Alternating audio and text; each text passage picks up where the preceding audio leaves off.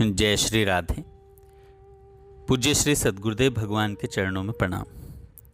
संत वाणी प्रेम भक्ति ज्ञान वैराग्य एवं सदाचार पर संतों के वचनों का संग्रह। सच्चिदानंद प्रभु के अनेक रूप हैं।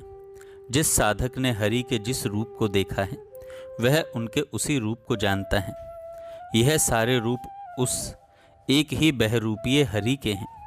आँख मिचौनी के खेल में गोल छू लेने पर फिर चोर नहीं होना पड़ता, उसी प्रकार ईश्वर को छूने पर फिर सांसारिक बंधन नहीं बांधते। लोहा जब एक बार पारस को छूकर सोना हो जाता है तब चाहे उसे मिट्टी के भीतर रखो या कूड़े में फेंक दो, वह जहाँ रहेगा सोना ही रहेगा, लोहा न होगा। इसी प्रकार जो भगवान को पा चुका है वह बस्ती में रहे चाहे जंगल में, उसको फिर दाग नहीं लग सकता। ईश्वर को प्राप्त कर लेने पर मनुष्य का आकार वही रहता है, परंतु उसमें अशुभ कर्म नहीं होते। भगवान का दर्शन कर लेने पर मनुष्य फिर जगत के जंजाल में नहीं पड़ता। भगवान को छोड़कर एक क्षण भी उसे शांति नहीं मिलती। एक क्षण भी ईश्वर को छोड़ने में मृत्यु जैसा कष्ट होता है।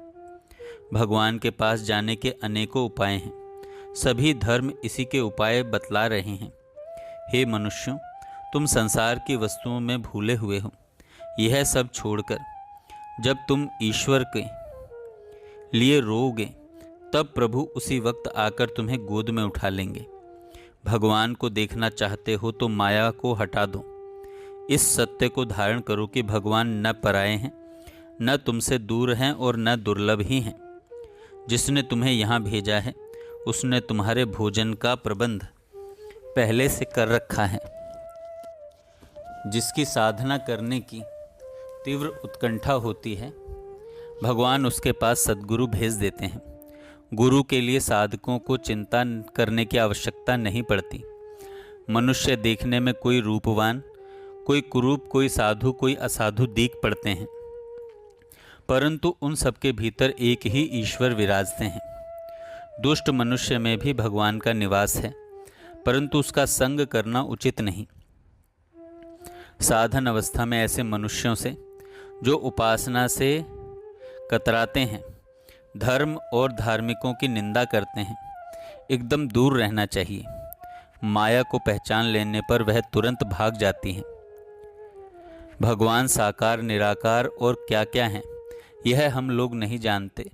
तुम्हें जो अच्छा लगे उसी में विश्वास कर उसे पुकारो, तुम उसी के द्वारा उसे पाओगे। मिस्री की डली चाहे जिस ओर से चाहे जिस ढंग से तोड़कर खाओ, मीठी ही लगेगी। जय श्री राधे।